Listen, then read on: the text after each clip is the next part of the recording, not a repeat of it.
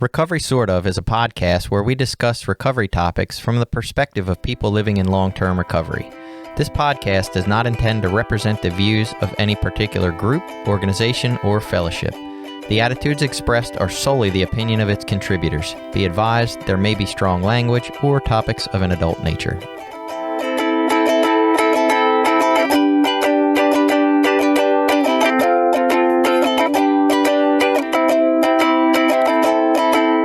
Welcome back. It's Recovery Sort Of. I am Jason, a guy that does not mess around with xylazine. And I'm Billy. I'm a person in long-term recovery. Or the xylophone, for that matter. I'm Jenny. I'm also a person in long-term recovery. Any X words. And my name's Jason. I'm a wound care nurse. Yeah, we got Jason back on. Some of you guys might remember him. We had him on for an episode. We talked about wound care. We talked about what he and his work through voices is doing in the community. And then there's some new stuff we got to talk about with Jason. So I'm not going to do a whole lot of introduction. I'm going to let you take the show away for now. Okay, so I was asked to kind of talk about xylazine and TranqDope, quote unquote. Recently, the news, and the news being like Vice and kind of that more of the underground news agencies have started talking about this new drug that's becoming an epidemic. It's actually been around since 2002. Puerto Rico, it was super popular. For whatever reason, you could buy bundles of drugs, your heroin, cocaine, and tranquilizer in like a 3-bag, and you could mix what you wanted. So you could pick, if you want more coke or you want more heroin or you a little bit more of the sedation from the tranquilizer. For whatever reason, it picked up. It's kind of cool though. It's like a little mini pack, like a sale, totally. right? It's like the I mean, there's something intriguing about it for a guy like me. I'm like, man, I could have got it all in one shot. Like, it's a 3-for-1. Yeah. If you want to sleep, a little mix and match, right? 100%. I love it. So when the borders locked up and heroin became much harder to find and fentanyl became the mainstay in the States, for whatever reason, the drug cartels started mixing the fentanyl with xylazine, which is a legally obtained, it's not an illegal drug, tranquilizer for animals. They use, it's like a lot of the misconception is it's only for large animals. My wife worked with animals and she used it on rabbits. Yeah, So I heard cats. Yeah, it's safe for bunnies and kittens Yeah. and stuff. They use it on little animals too. Did you just say safe for bunnies and kittens? It's safe for bunnies and kittens. I don't know Yeah. how safe it is, but all right. Okay. Well, no, that's actually one of the talking points I always say because everybody's like, it's for large animals like elephants, and it's not. It's safe for bunnies and kittens. So that became like the mainstay. So you're saying they've done animal testing with this? It's actually safe for animals. Yeah, unfortunately, it's not safe for humans. In 1963, or it might be 67. It's mid 60s somewhere. The drug came out. I think Bayer Pharmaceuticals made it for a new blood pressure med, and it was wildly unpredictable. Some people got it. Some people, the same dose that someone took that actually lowered their blood pressure and it was successful, killed somebody. So the first death by the FDA deemed it unstable for human consumption. And then it just went to veterinary medicine. And people had played with it before on the drug trade, but it wasn't a thing. Now that it's a thing, it's a real thing. So 90% of the samples of drugs taken from Philadelphia test positive for xylazine. We have the same numbers in the county we're in here. Because most of this county's drug supply comes from Philadelphia. Exactly. Yep. So, yeah. And apparently, some of the contacts we have, there's a couple main cartels that feed Philadelphia, and they may be the ones responsible for shifting it up the coast also. I heard they're starting to find it in Michigan and points, it's starting to spread out farther away from Philly now. I think there's 13 or 14 states now that have confirmed issues with it. It's everywhere. Yeah, Massachusetts up through the Northeast. The East Coast has been hit hard. The West Coast is starting to see it, but just by seeing it all the time here, I've been in contact with now people from Oregon, Michigan, St. Louis, Florida, Alabama, New Mexico, and these are all nurses, nurse practitioners, or people running certain service programs, and all of them are starting to say, our participants are telling us that I feel different when I get high. I don't want to get us too far off in La La Land while we're still describing the problem, but I'm just curious what everybody thinks of How do you think this works somewhere along the line, wherever these shots are being called in these cartels, right? Is this like the main guy or the main guy's scientist coming to him and be like, hey, there's this other drug, we can mix these precise amounts in, it'll work really well? Or do you think the main guy is just like, let's throw some other drugs in there and see what happens? Honestly, I think it's a little bit more precise, but I think it's way after the fact. So the fentanyl, they know the fentanyl's coming into the States just in fentanyl. I mean, you saw the colored fentanyl in Skittles bags and stuff like that. That's just pure fentanyl. When it gets to the distribution level and the bagging level, or putting in capsules or the little bags, is where the xylazine gets added. Oh, okay. And actually, it's in the book Fentanyl Inc.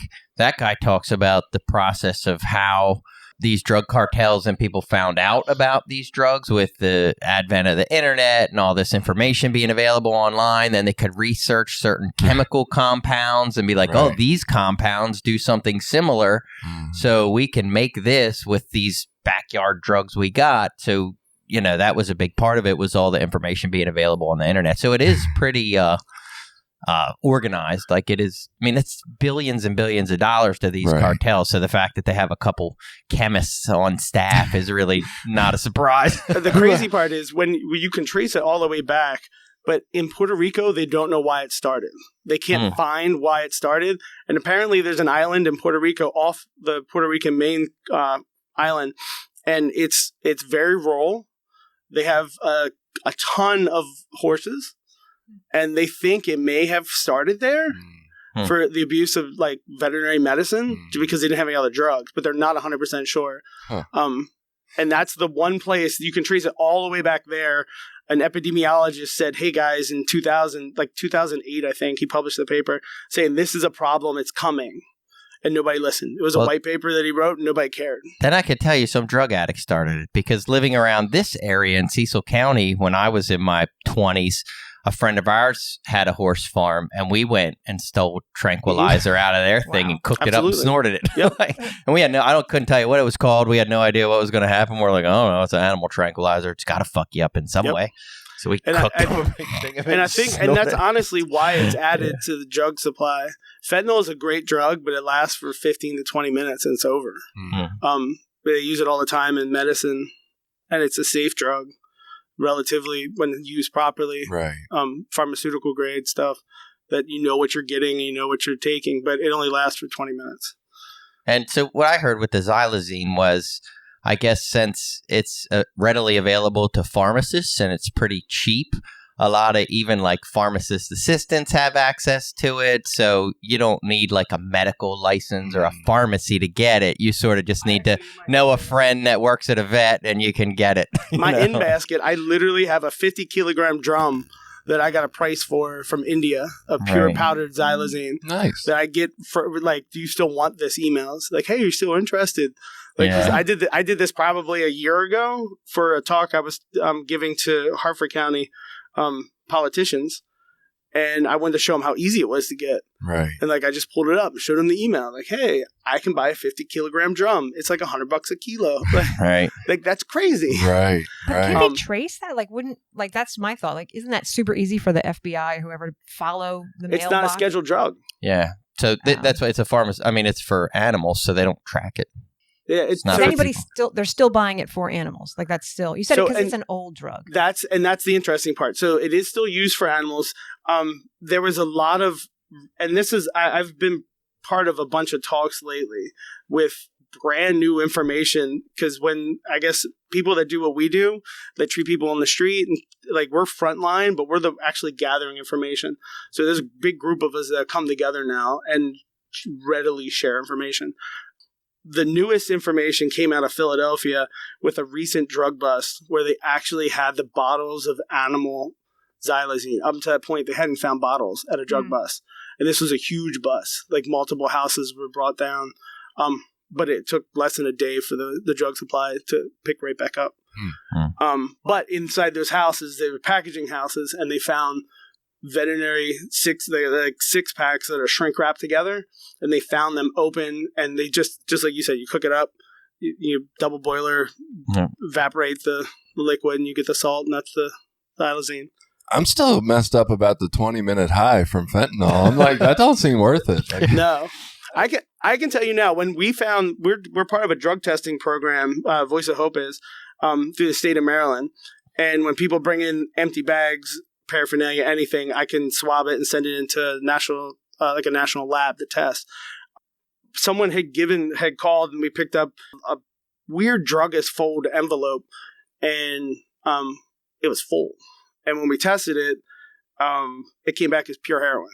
The reason why somebody gave it is because they thought it was cut with a hallucinogen, and they didn't know what they were doing. Because there is a completely heroin naive population of drug addicts right now that don't know what real opiates, well, not real opiates, but anything other than fentanyl.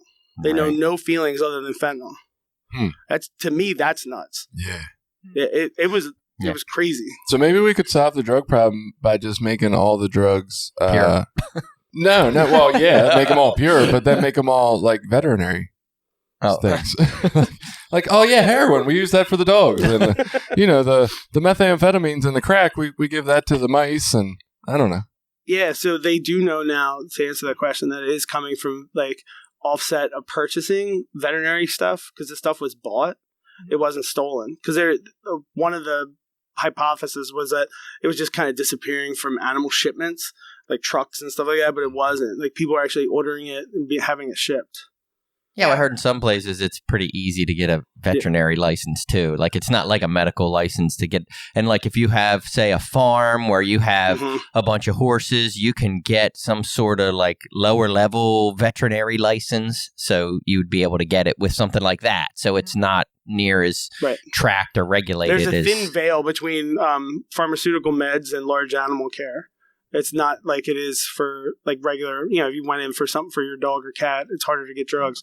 If you own a farm or have someone that runs a farm or owns one, it's far easier to get antibiotics and stuff like that. Yeah, you can so it's not on Chewy. But no. it is actually on Chewy, I think.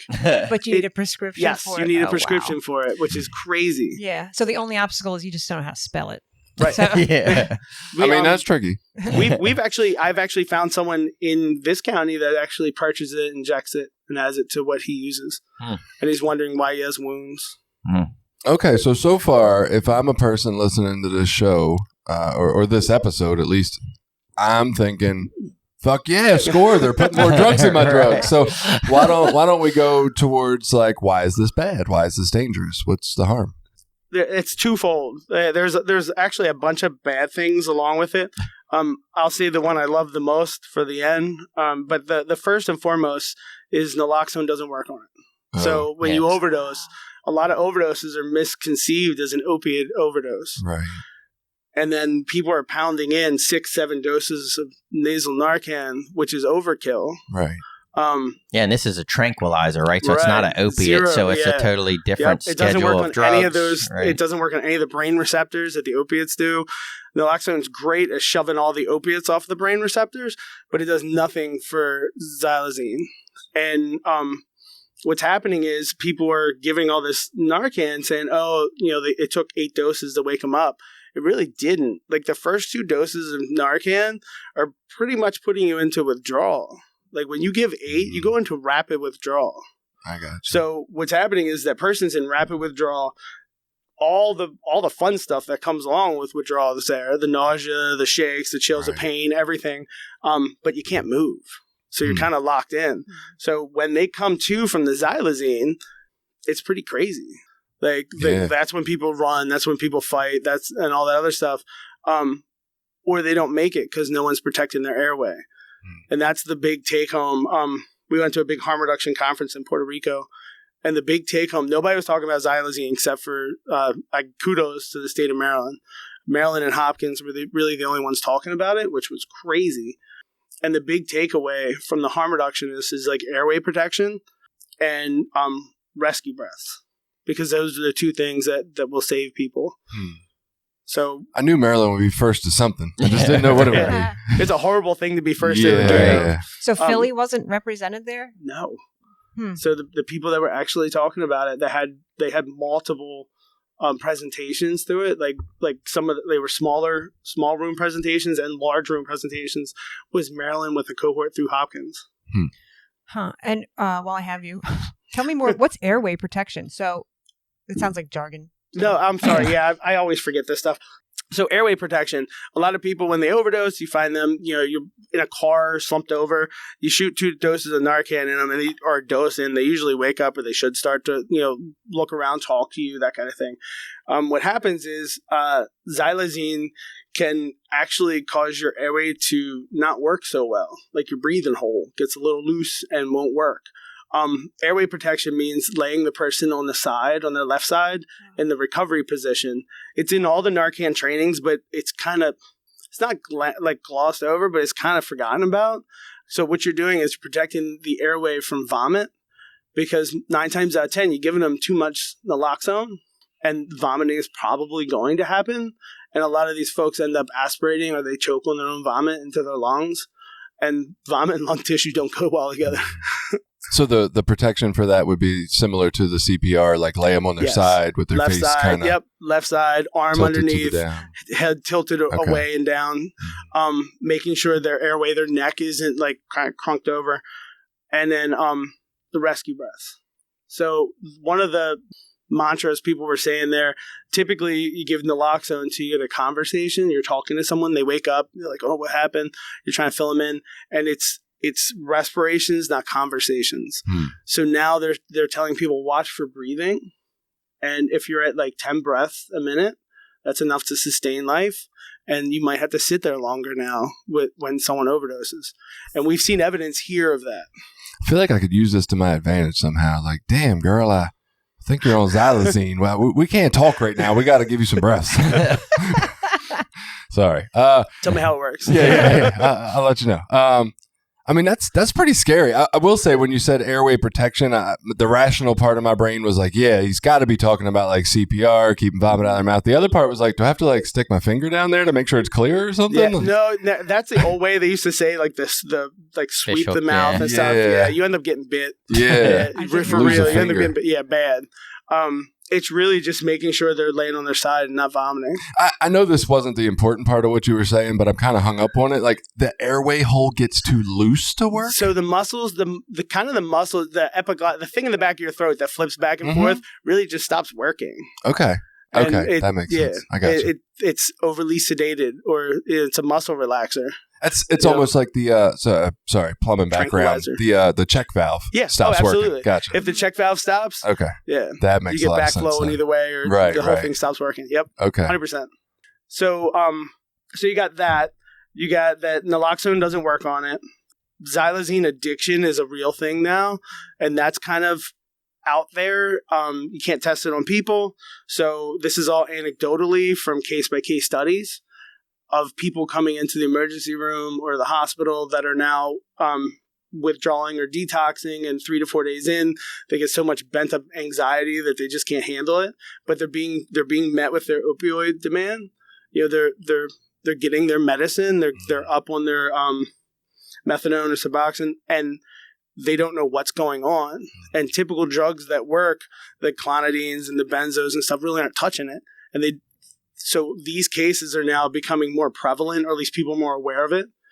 And that's another bad side of it, is the xylazine addiction, because the withdrawal from it causes extreme anxiety. Well, and I would imagine the difficulty, like it sucked for me when I was using, because it was like, man, I don't have money. I got to get that. I got to go purchase it. I got to hope I don't get burnt.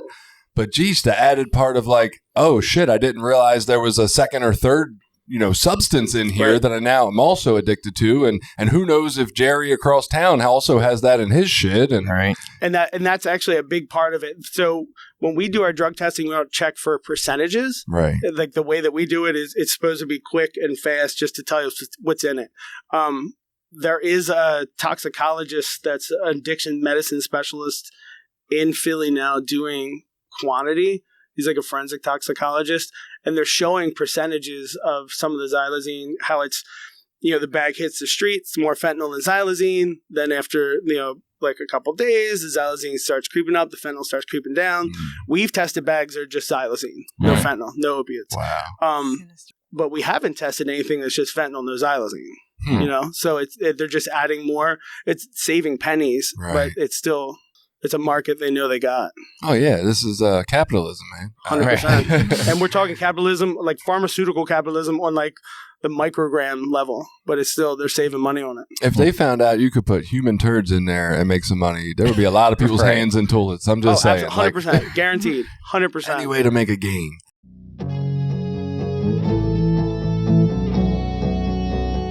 This episode has been brought to you in part by Voices of Hope, Inc., a nonprofit recovery organization made up of people in recovery, family members, and allies. Together, members strive to protect the dignity of those that use drugs and those in recovery by advocating for treatment, harm reduction and support resources, and mentoring. Please visit us at www.voicesofhopemaryland.org and consider donating to our cause.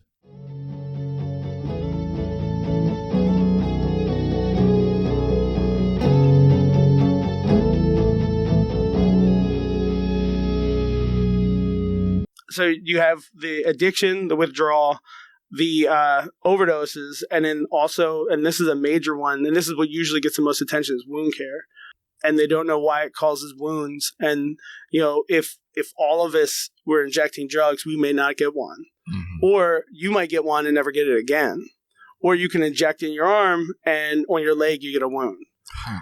So this is a really weird drug inside the body, and they're not 100% sure why it happens. There's a couple of schools of thought, and all of them seem right. Some of the other schools of thought within the past 6 months have kind of faded a bit. Like one of them is that it increases the addict picking. Like everybody in medicine wants to blame something, and everything's right. Good on the table. Like everything's fair game on the table. But unfortunately, because of the stigma attached to addicts, picking was always one of the things. And I'm like, I have very pristine folks that come in here that are like profoundly clean, great hygiene, that don't pick anything, right. And the wounds still appear and they're still problematic. And that was like my big flag waving. Like, not everybody that does drugs is dirty. Right. And most people that do drugs want to know there's xylazine in it. Like, that was the other thing that other people were kind of shocked about. Like, when we started testing, I have a board and you can go over and see, like, I think fentanyl, xylazine, heroin, none of that, or what's in it. And through just general education, I started telling people, like, when you go to the hospital, tell them you know you're taking fentanyl and xylazine. Let every doctor know what this is, and they can call me. Because this is still very, very new. Even though it hit the news, like, we were focused in the newspaper, The Sun, like, in June. And even then, it was recognized back in June that it was a problem. Right. But like the Baltimore Sun was ahead of some of the news agencies in picking it up. There's a shock.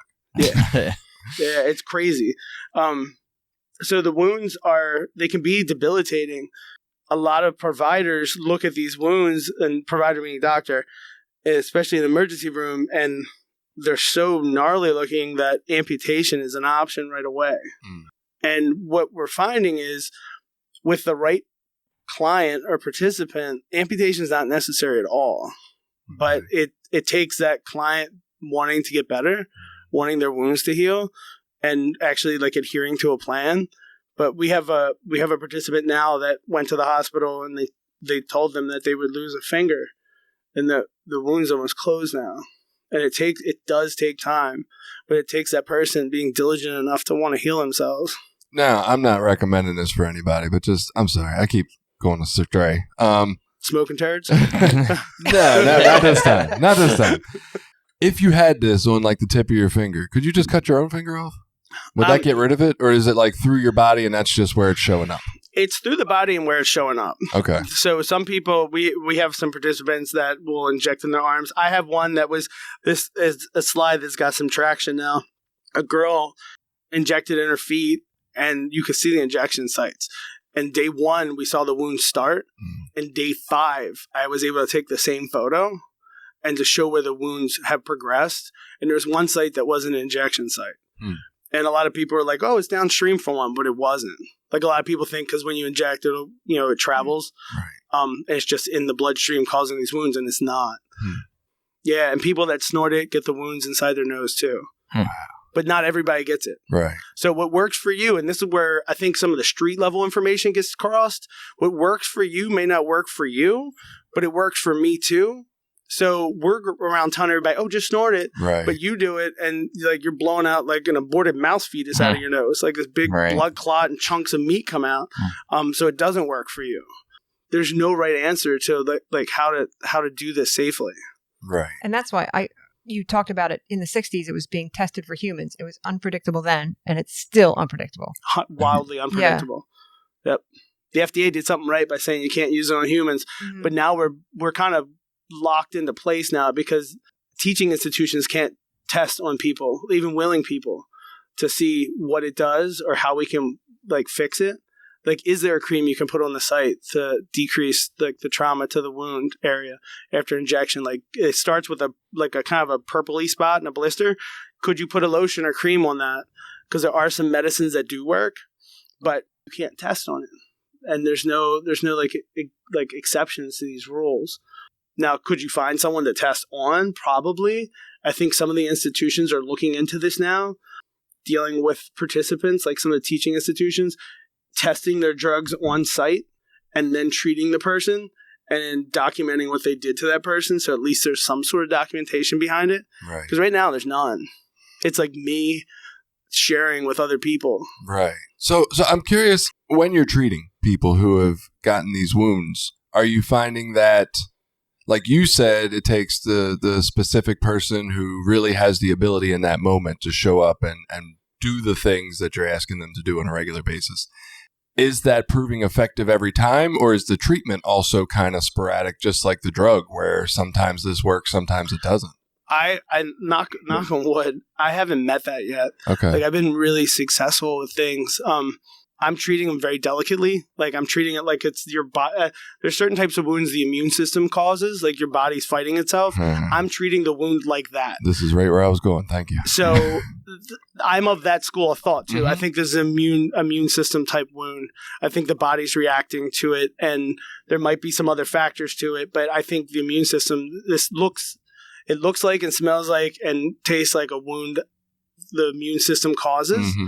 That, fortunately enough, I had a lot of exposure to in Baltimore, working with it's a certain rare and exotic wound kind of thing. So I'm treating it kind of the same way, and it's working. Okay. And other folks are trying different things.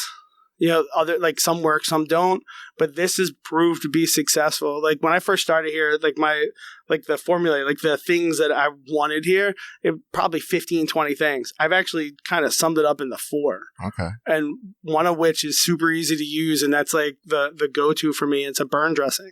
So I'm treating it delicately, almost like you would treat a burn. Right. We've had good success with this kind of dressing in a clinical setting too. You know, a lot of times in a clinical setting, you have access to all this expensive stuff, like really expensive drugs and really expensive topical things you can put on. This has been working, and it's easy. It's nursing easy, so it's not like a strain on the staff. Right. Financially, a lot of folks, you know, for whatever reason, a lot of our participants are like the fight or flight. They just bounce from the hospital. This is easy to dress. It's not expensive, so it's not like a stress on the system either. I know the local wound center is actually starting to pick up on it, because some of our participants that do have insurance that have been following up, because I want to teach everybody I can about how to do it and share it with everybody, because it's a lot less work for me. If institutions are doing it bigger, more people are actually treating it, I don't need to. And the people I've convinced to actually keep their appointments at the wound center is actually sending them out with this stuff now. So that's a win in my book. Well, I was just going to say, people have been injecting drugs for decades.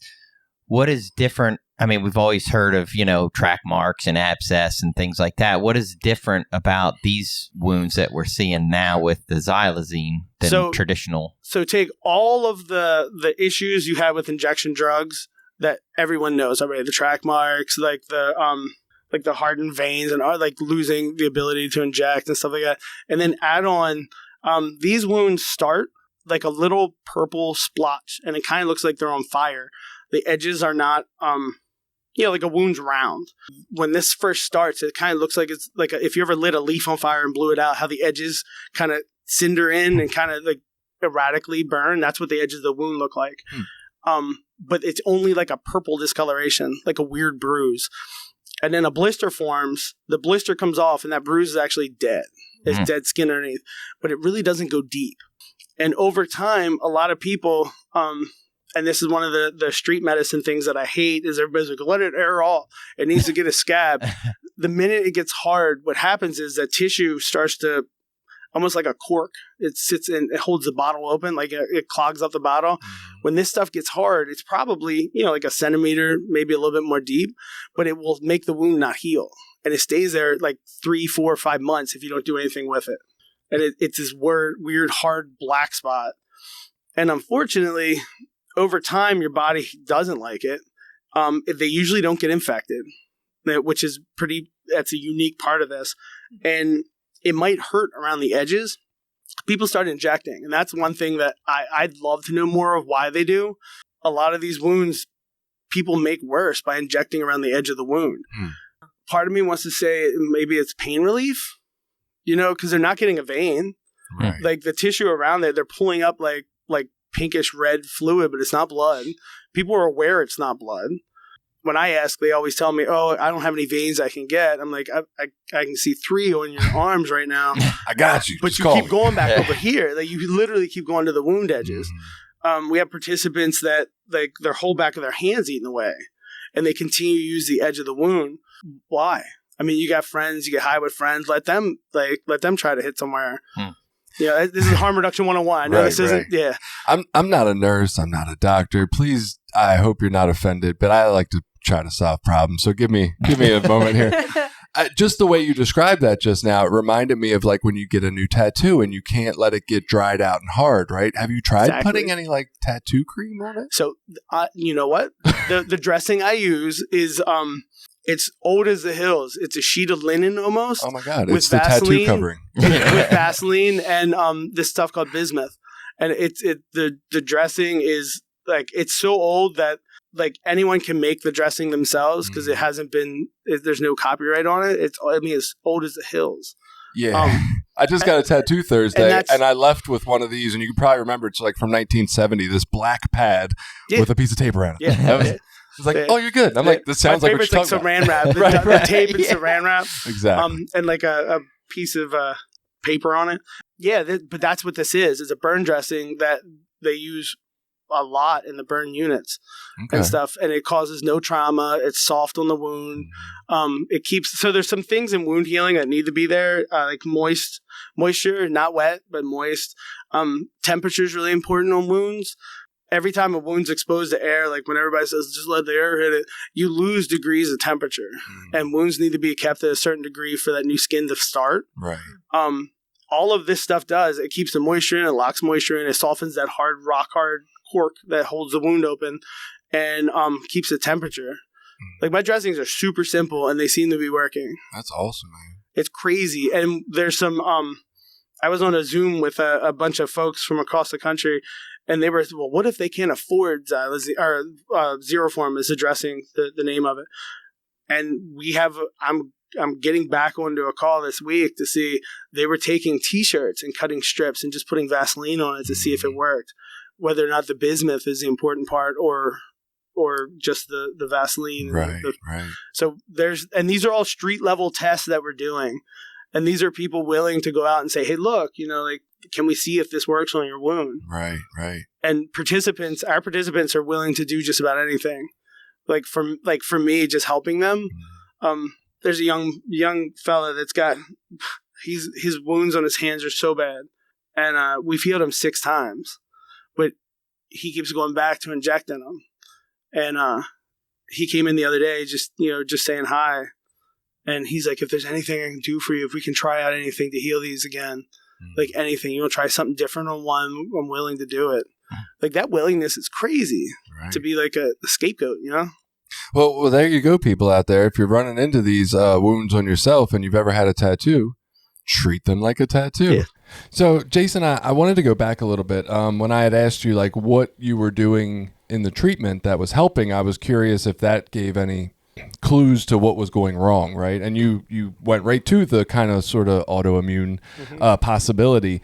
The book I'm reading right now, The Myth of Normal by Gabor Mate, is, giving a lot of our medical research and trying to make the jump to say that we already have the information that kind of proves quite a few of our physical ailments aren't as totally physical as we seem to think they are. At least that's his belief, right? And it's a really interesting book. I'm loving it so far. But just this idea of the suppression of feelings can create a toxic environment in our body where our cells can't produce right and lose telomeres and shorten telomeres and all this stuff is causing the chaos. Like, I'm curious, since this doesn't have a quote-unquote predictable effect, at least by what we can measure in humans, is it possible that the predictive ability would come from knowing which individuals were more like people pleasers who might be more likely to suppress emotions? Like, is that something you could kind of sort of start to do as you talk to people? It's part of what and it's funny you bring that up, because one thing I stress all the time, it's part of this kind of wound care, and when I say this, I just mean with xylazine wounds, really. Is teaching the person how to take pride in themselves and their wound. That's why I touched on before with a person that would lose their finger, teaching them and getting them on board and having them do something positive for themselves is worth a lot of weight when it comes to healing. Wow. So that's something that I always bring to the table. Like, it's just not me doing things to people. In medicine, I just said this 2 days ago, medicine, we do things to people. You come to a place and we do something to you, and hopefully it makes it better. Like an intervention of some sort. You know, your heart's blocked, we open it, and you go home with some medicine, and now you're alive again. Right. Wound care is more of a holistic. Like, you have to, the person needs to be in on this, because I can't do all the work. But what I'm finding is when someone's in on it and they're like really proud, like, hey, look, I'm healing. Like, I'm healing. And they're starting to speak in the I terms of a positive. And like the participant I was talking about with the really bad hands, seeing him smile was like a tremendous amount of stuff. And it seemed like it hurt him to smile, because he hasn't been a smiley kid or guy. I mean, he's not a kid, but he's been using drugs since he was 12 though. Up in Cecil County, and giving him a positive thing. Like, he stopped by to say Happy Thanksgiving. Like, that's crazy that he wanted to get out of his basement and come and do something positive. And I think that's a big part of it, is everybody lives in this like Eeyore moment of life. Like, the world sucks. They get up every morning, they got to hustle or go steal or trick or whatever to get money to go buy drugs. Then the hunt for drugs happens, and then they spend part of the day running, looking for it, and then they sleep all day or for the rest of the night because the tranquilizer and the fentanyl hits them. Then they lather, rinse, repeat. They get up and do it again the next day. Giving somebody something else to focus on, in my mind, has been helping people. And encouraging them to be like, this might be the first thing positive they've done for themselves in a while. And some of these wounds are like, hey, look, you're telling the hospital they're wrong. Like, the person with the finger, like, has some mental issues. Like, they come with a huge bag of tricks, let's put it that way. Like, a whole bunch of stuff with them. But basically, they're able to stick up that finger and say, like, fuck you, hospital. Like, I still have my finger. And you had a surgical consult to have it removed. And that person's so proud of it. Like, look what I did. Look what I did. And they still come over and it's almost closed. I'm like, you don't need to come back and show me. I trust you're going to finish this out right. And they still want to show me every day that it's almost closed. And that's proud. Like, that's an internal pride that I don't know. I think there's something to that. I think your psyche has a lot to do with, like, drugs aren't fun. Like, the world that I see every day, people are like, you know, you're around all this stuff. You never did heroin or fentanyl and stuff like that. Doesn't this make you want to do it? I'm like, zero chance. This is the saddest world I have. I don't see people smile. I don't see people happy. Like, this isn't like opium dens look like more fun than this. Like, like, I've never seen more sadness in a human than I do with this level of drug addiction. Which I think is a huge point to make right now. We have this moralized system of judgment versus, you know, people who are caught up in drug addiction or substance use, you know, disorders. And I mean, the reality of it is, like, it's not this life of debauchery and partying and like yachts and fucking chicks in bikinis. Or, not at all. It's miserable. Every fucking day it's miserable. And I think if more people knew that point, maybe we would stop moralizing. So whenever, like, whenever I think about people here, at least the participants I'm seeing in the 2 counties I cover, I only see it in black and white. Like, if someone asks me about a person, I don't see that in a color. Like, I literally, every thought I have about them is in black and white because it's so miserable looking. So what you said about the wound care and the treatment that you think is impacting it just there, what I heard was you've got people who grew up who probably had some struggles with the authority figures in their life, right? There was probably not a happy caregiver background going on for them. So they've already got this issue with authority. They probably ran into it everywhere else they went in their life. Now they've become, addicted to drugs because of the miserable way they felt dealing with authority. And now you're showing up as a compassionate voice, something they don't get barely ever, right? And you're giving them a way to stick it to another authority figure with your compassion. And they're like, fuck yeah, I'm bought in, right? We're going to stick it to the authority. And that's actually what I realized. As soon as someone tells them no, like the person with the finger came and it was a bad wound. I'm like, well, I started debating with him. I'm like, look, so the doctor said cut it off now. It's not infected, but it could be in the tendon and bone. It was on the knuckle. Really bad place for a wound. So we always know. So that's one avenue. We know the path already. Give me a week. Give me 1 week. It's not going to change in a week for the worse. If it does, you can always go down that path. You can always go back to the hospital. They already have consults set up. They can look through your notes. Boom, you're right back in that pathway. Give me a week to see if what I'm doing works. And for me, that week is about training that person how to take care of themselves, the signs and symptoms of infection, what really is a thing that'll make you go to the hospital, because not everything means you need medical care. And then whether or not the treatment plan works. And within that week, that interaction that I see that person more frequently, like I might see them every day if I have the opportunity to. And this person was locked in, so I did have the opportunity. That's when I start building up self-esteem. And you're talking about a person who you're now seeing every day that might have been getting 0 moments of compassionate connection previously on any days. And this person was complicated because of the psychiatric issues. They're pretty profound. And like, it's not like it's fake, but in the beginning, like, I'm like, I believe in you. You probably haven't heard that in a long fucking time. Right. And they looked at me and like, no. I'm like, I actually believe in you, or I wouldn't be wasting my time with you. Like, this isn't a waste of time until it is. And I don't think this is. I believe in you, and I want to spend time with you every day to teach you how to do this. And they were like, no one's ever believed in me.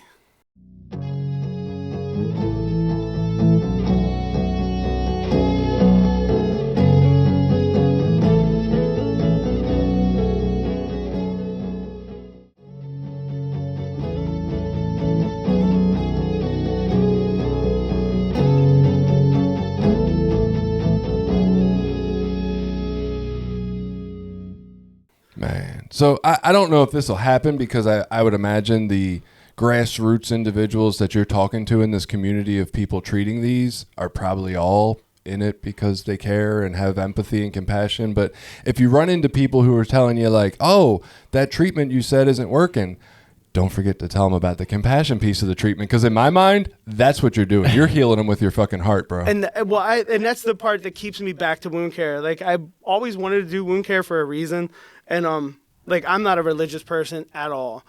Working at a Catholic hospital, or formerly Catholic hospital, you see a lot of like one of the big universities bought it, and we still had the patient population of like the elderly sisters, like the old like ratchet over, like fingers are gnarly, and like the sisters and nuns and stuff. But the one asked me, she was quizzing me. I went to Catholic school for 12 years. She quizzing me on the 10 Commandments. What's the 7th commandment? What's the first commandment? And I told her, and she's like, do you go to church? I was like, no, sister, I don't. Like, I haven't been to church in a long time. Like, I think I did my 12 years of time. Like, I got out on good behavior. I didn't go to college, like a Catholic college or anything. And at that time, she's like, you go to church every day. She's like, you're like sitting below me on your knees, cleaning my feet. I'm in a wheelchair and I can't look up. And you get below me so you can see my face. I was like, I didn't realize I was doing that.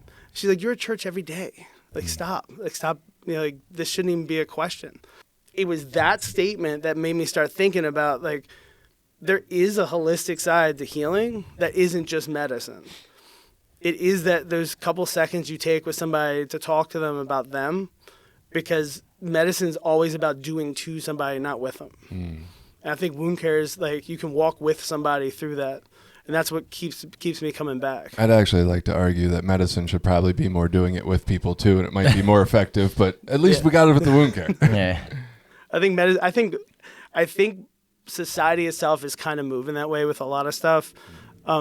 I know psychiatry is changing a little bit that way also. Yeah, and compassionate care. You're starting to hear a little bit more about compassionate care in the medical you're community. You're hearing a little bit right. more. Doctors, I know the new doctors, the baby docs that are coming out of medical school and the fellowships and stuff, they're actually learning differently about addiction than, because you always have this spectrum of medical knowledge at a hospital level, like a big teaching institution. You have like the old grandfather doctors that are the gray-haired men, or like the elderly guy. They're just old, like wizards or wise beyond their days, but they don't have the new information. Right. So to them at this moment, addiction is a choice because they weren't really learning that it's a disease. Wow. So now you have the fellows and stuff that are actually learning about, like, hey, early treatment of someone in the emergency room might keep them here. Like, hey, maybe we'll start slipping them some bupe sitting in a chair behind the desk, and we'll keep them from running. You know, it'll stave off withdrawals. They still might not feel good. They'll still feel like shit. They're a little crummy because we can't meet what they're doing, but we can at least keep them here with a little bit of, medicine. Right. That they're teaching them that now. So addiction is a disease with treatable parameters. And it's about treating the underlying issues of addiction instead of just the drug part. Like, I mean, if I had $1 for everybody that still to this day says, well, can't they stop? Just stop. Like, why are they getting wounds? Just stop. Like, just stop injecting. That attitude was in medicine 10 years ago, 15 years ago when I became a nurse, but now it's different. Like, we understand. Like, people would be like, I understand you still inject. And that's okay. And that's crazy to me to hear that in an emergency room, because I never heard that before. Well, I love that you're on this side of it, and I don't doubt that you're accurate with it starting to shift, but it's not enough for me. No, it's not. We ain't there. No. We ain't there. So I can tell you this, after going to Puerto Rico and meeting some of the underground network of like nurse practitioners, doctors, addiction medicine specialists, psychiatrists, from all branches, like from the VA, the psychiatrist, the head psychiatrist with VA research was in Puerto Rico at the Harm Reduction Conference, meeting and speaking with these people, and then getting kind of into the underground stream of communication. There are tons of people out there that believe the same stuff, like the same shit I was just spouting off, Right. This is the core of them. There's a lady from Pittsburgh she introduced herself as an activist, and she's a social worker. But it's not any social work that you would ever think about, and it's not like a rogue social worker, but she's on the ground doing the same stuff, and seeing someone that's leading that charge, and she's doing this for like 20 some years, seeing her lead the charge, or at least be like in the forefront, pulling people together, it's crazy. So I think there is an underground movement of compassionate care. I think there's an underground movement. I thought I was the only one doing wound care until I started realizing that, hey, look, there's a nurse practitioner in a tiny little town in Washington State that works for a harm reduction group that does syringe services that has been doing this too. Hey, wait, there's a place in Philly, Savage Sisters. They got a nurse doing the exact same thing that I'm doing, but we don't know how to get in touch with each other. Right. Yeah, so it's neat to network through and see this. Because I stepped into the network, it was already well established. So it's like stepping into a stream, and it's really like the Susquehanna River. Like you're like, oh wow, get my foot wet. Next thing you know, you're surrounded with people wanting to do the same thing. It's pretty cool. Hasn't hit the hospitals though. Yeah, that's what I'm Still thinking. not there. Fee for Yeah. service. Yeah. Like we're not getting paid like hospital people get paid. I'm curious. I'd be interested to see if there could be a way to study the offset costs that I'm giving this hospital up here for providing care that doesn't require emergency room practice. Man. So if you can talk and let in dollars and cents to organizations, they'd love it. Right. Like I think this is I think doing what I do is viable enough where hospitals could employ people to do this, but it gets lost in that red tape. Yeah, and you're speaking to me because, like, look, we got to work within the framework we got to make people listen. I get that. And, yeah, money talks and saving money talks and all that good stuff. But at the same time, like, when are we going to get to the societal point where it's like we do things because they're good for people, not because they're cheaper? Right. Like, you know Well, what I we mean? don't Like, have socialized hospitals yet. Yeah, and it's why. interesting that, and you said something about in the very beginning about the safe drug supply. Like making animals smoking crack or heroin, whatever. Yeah. I got the opportunity to speak with a nurse who had been doing a safe injection site since the early 2000s. That is mind-numbing to me, but it's in Canada. Yeah. Like Vancouver. it's like Vancouver, yeah. And the nurse she's like, I don't know anything about drugs. She's like, I just happened to be there and like, do you want to do this? And she's like, I enjoy working with like people in addiction. So I was like, sure. So they started doing safe injection sites, and now that site is actually doing safe supply. Mm-hmm. So you can go in and be like, hey, like here's your fentanyl pill, mix it up with water, and we'll like let you get high in front of us, make sure you don't overdose, and go about your day, go back to work. Right. Or like pure heroin, that people can go do pure heroin. And it's not about eventually people are coming and they look at themselves and they're like, what the fuck am I doing? Because when you take the chase out of it and you take like everybody likes to be unsafe, that adrenaline rush of like, ooh, this is bad. That's what leads some people to use drugs in general. It's a thrill. When you remove all that, it becomes just like taking an aspirin, and then you're like, what the hell am I doing?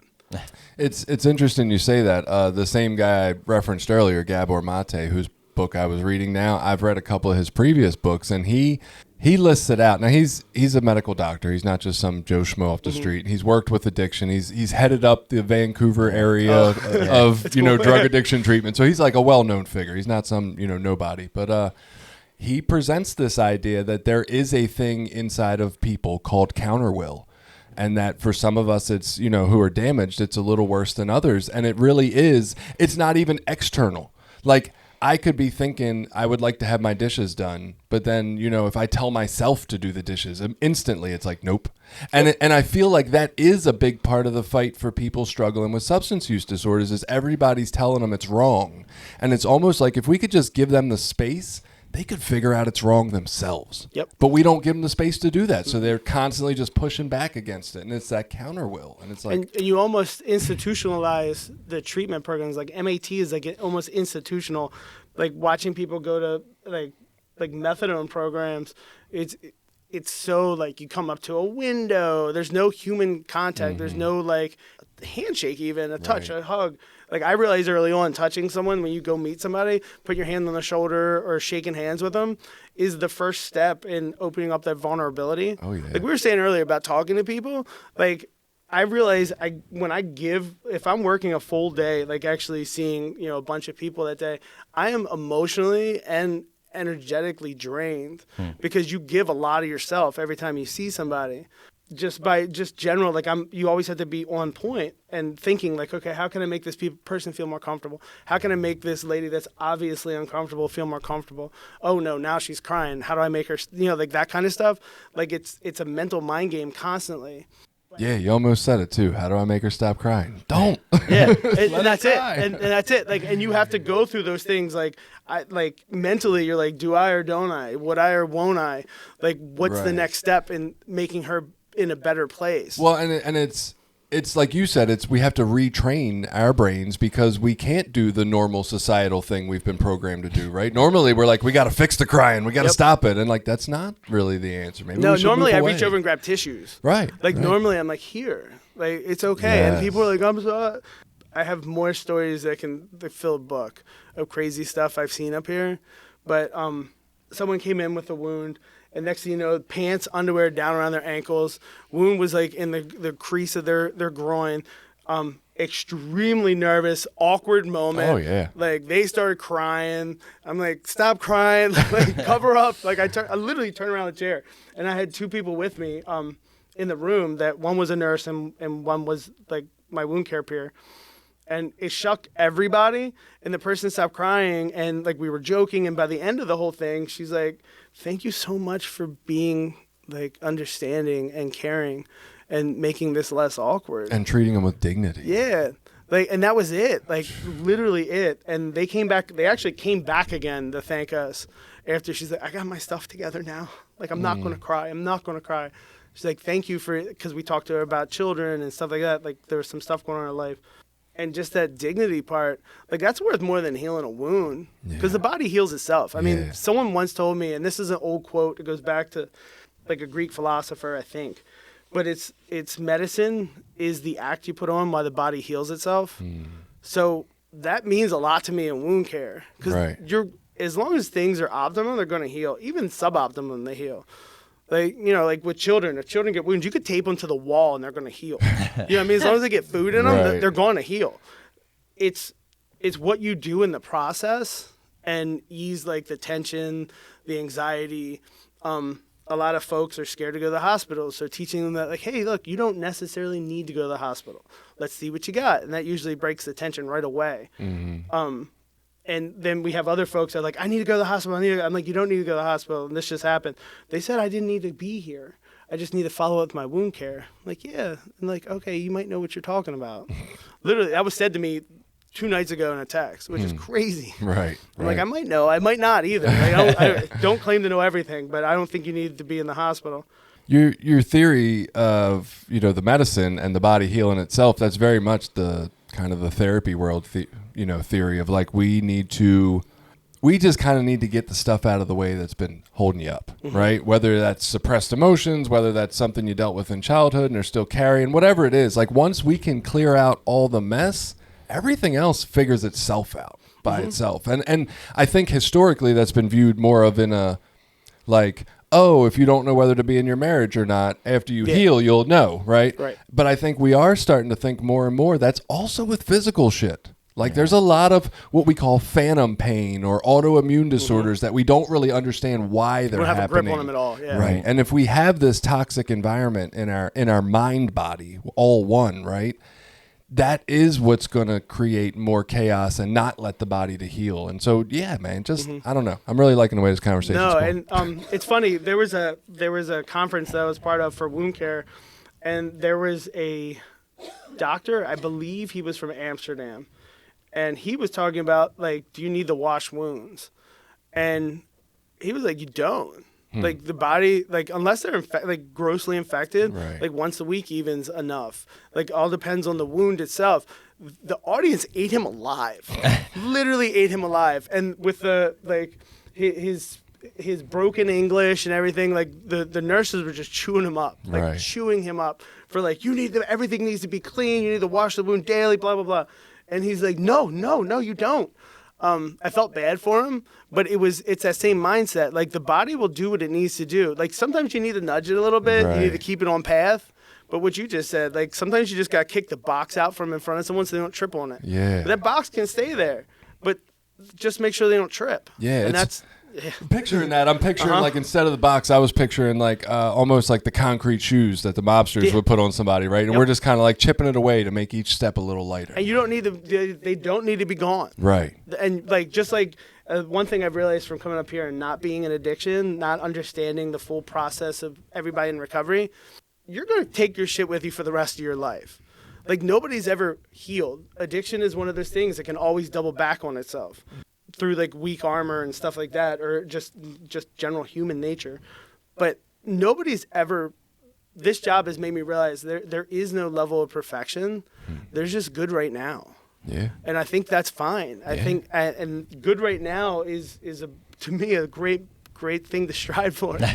Like, I enjoy good right now, because you can't tell you what's going to be tomorrow. And, you know, you can kind of look back on what you did right and wrong in the past, but still you don't know what's going to come up next. You know? Right. Yeah, good for now is one of those things I'm pretty happy with. I gotta ask, because I'm gonna have to title this TranqDope just for the clicks. I hate that. I know. But since I'm gonna have to title it that, why is it that you hate TranqDope? So I think the media loves to, and I say the media like it's a person, but yes, the media loves to grab these like catchphrases, and I'd hate for this to be a catchphrase. It's not TranqDope, because there's a lot of tranquilizers out there. And what is dope? Like, if you talk to an old dude, dope's still weed. Right. Like, I smoked some dope. Like, did you? Like, what do you mean? Like, it's a drug that gives you dopamine. Yeah. So when I'm one of the purists, like, and this is what I teach people, participant-wise. No, I'm injecting. I don't tell them I'm injecting TranqDope. I tell them I'm injecting, like, you are injecting fentanyl with xylazine. if we get the words out, people will understand it better. And I think it's just like the food you put into yourself. When you know what it is, you have a choice. You have more of a choice. When you're using these broad terms that people feel comfortable, like TranqDope. I've yet to meet anybody from Pennsylvania that calls it TranqDope. Some of the older participants that we see were like, it's Tranq. And I was like, do you use that term? She's like, no. Like we just go buy bags. I was like, then why are you using it? Like, well, we heard it on the news. I'm like, oh. When things fall to that, like tranquilizers can be a lot of things. There's other tranquilizers out there. Benzos could be mixed in, but this is literally a xylazine issue with fentanyl. So I think the first person who picked up the story and decided to write about it probably just couldn't spell xylazine or fentanyl because they're both weird. And so it was TranqDope. TranqDope was born. I mean, I understand that. I think I think words matter. I do think what we call something and what we name something affects our ability to interact with it inside ourselves, right? Even in the therapy world, we say that all the time. Like if you or I mislabel a feeling, we might not be able to heal it as well because we're not spot on with what exactly we're dealing with. So that makes a lot of sense to me. Sorry, I got to call it TranqDope anyway. That's okay. For the title. That's my thing to bear, like my burden to bear. We like clicks. Yeah.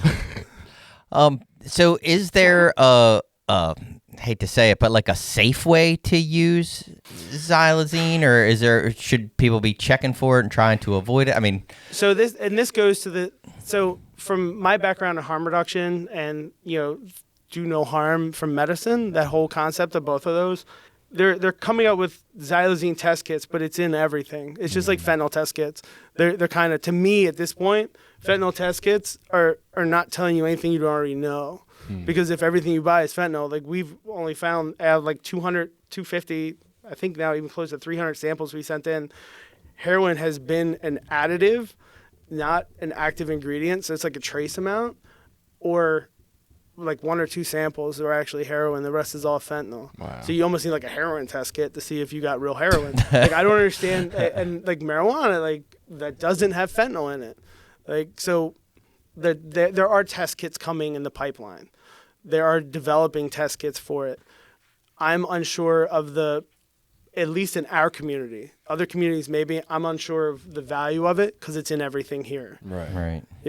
I think in a community that still has black tar heroin, it might be beneficial to see if that's a thing, because that still exists in some places. And knowing that it's coming, but just I think for me, paying attention to your participants is more important. When they say, oh, that made me feel weird, or when you hear keywords like I slept for a couple hours, like those are really keying in.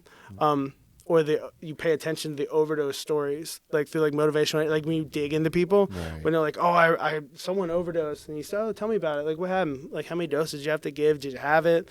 IM or nasal, that kind of stuff. You start talking to them more, you realize it's, hey, look, this is a different kind of overdose.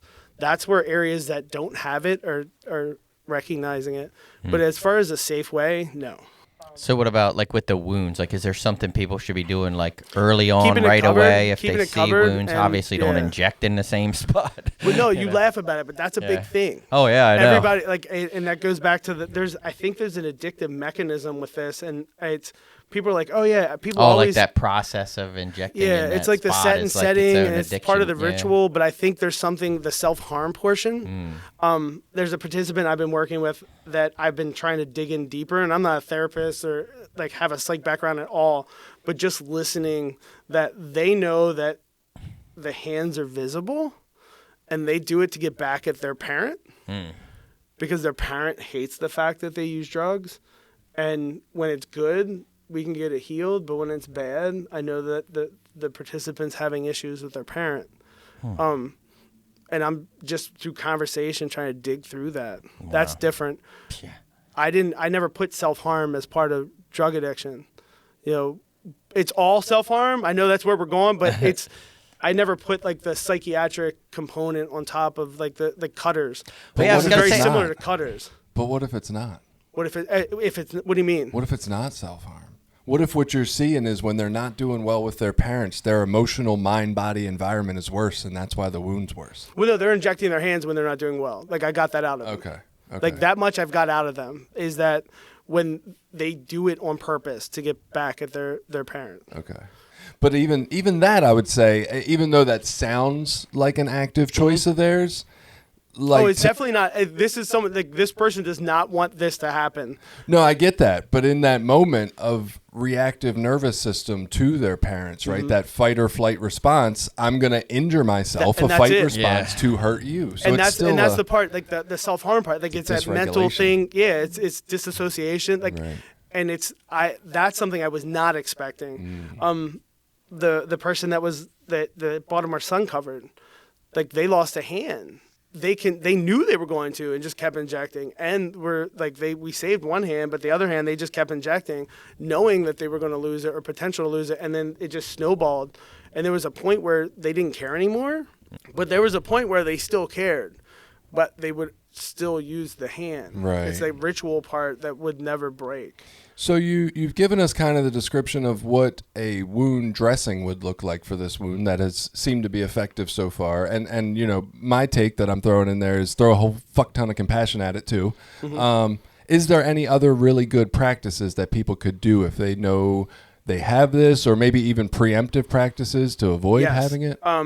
So what we tell people, and this has been kind of like across the board now, we're still trying to come up with like handouts for folks that actually are concise, like through different harm reduction organizations. We don't know if this is true or not. A lot of the organizations use insulin syringes. Insulin syringes have a coating on the outside of the syringe that's a silicone base. We don't know if it adheres to that when you draw up from like a cooker or wherever you're drawing the fluid into. So we're telling people just to touch the needle itself, the metal part, onto an alcohol swab. Just touch it, not to drag it, and don't bend it or anything like that. Just literally tap it, just to absorb any of the excess outside. Not to use the same limb. We always let the limb cool off. If you get a wound on that limb, don't use on that limb if you don't have to. Okay. And then if you are prone to these wounds, go somewhere else. So the person with the hands I was talking about, they came in and said, this made me feel really weird. The wound got weird. Even when I cooked it up, it looked weird. I think there's a lot of xylazine in it, so I went somewhere else and bought bags from other people. Oh, that man. Weren't this. I thought, so when you said go somewhere else, I thought that was still in line with the a different limb idea. Like go somewhere else. Go to a different supplier. Purchase a different bag source from other people. And I don't mean no offense by that, but I feel like that's useless. Like that was my last $10. I don't got $10 more to go somewhere else. I'm shooting this shit. It's either that or lose your limb. I got you. And in that moment, I'm probably... Well, that was my question. I was like, did you finish off your bundle? And they're like, yeah. Yeah, of course. But they didn't go back for more of that. That makes sense. Yeah. That makes sense. Okay, so maybe, okay. Not like the next throw time this away. Right. Okay. Nobody's like, that's reasonable. Nobody's throwing it away. Yeah. This sour, and they threw it away. No. Hey, look, this is coffee creamer. Oh, well. Yeah. We're going. Yep, I did tell you we snorted animal tranquilizer out of a barn, right? Yeah. Sadly enough, I was telling somebody the other day, there used to be, and maybe there still is, it was Coracidin HBP. It was like a heart. Coracidin. It was like for blood pressure, but it was cold medicine or something. But if you took a whole box, you tripped. Yeah. Oh, and so we were like, Robitussin. We were like stealing boxes, and I took like 44 of these fucking pills one night, and tripped really hard all night. And then woke up the next day like shaking, like I was having a fucking seizure. I was like, this is what not else good. You overdosed on. Right. I'm like, this is not good for me. We had a friend of the family. Why don't we do it again? that wasn't able to walk for graduation in high school because they fell off the stage into the band pit on like doing the same stuff. Wow. He doesn't remember any of it, just knows that they pumped his stomach. They told him he was taking PCP because that's what the drug thing came back. Right. But the cough suppressant will sometimes test positive in high enough quantities in your body as PCP. That's crazy. It's That's nuts. crazy. Well, Jason, just looking at time here, we really do appreciate having you on. If you enjoyed listening to Jason, there's another episode he is on about nursing and wound care that we have. Number 76? Yep. Jenny, yep. All right. Jenny's awesome. She looked into that. It's number 76. You can look that back up. Did want to acknowledge we got a large donation from Chelsea, one of our listeners this morning. Thank you, Chelsea. That was very kind of you. And if you feel so inclined to donate or to give back to the community, obviously that money does not stay with us. We use it to keep the podcast running, but anything that's a profit goes back to the community to help people get what they need to have a successful chance at early recovery. So please, if you feel that, go to our website, recoverysortof.com. go to click the PayPal link and donate, or donation-free ways to assist us was you can tell your friends about us. You can post us on your social medias. You can let people know. You can like, rate, and subscribe our podcast wherever you listen. And look, go out there and be compassionate to people. And, you know, that is going to maybe help them have a better day and a better physical life as well. Thank you again, Jason, for coming out. No problem. Anytime, guys. Thank you for having me.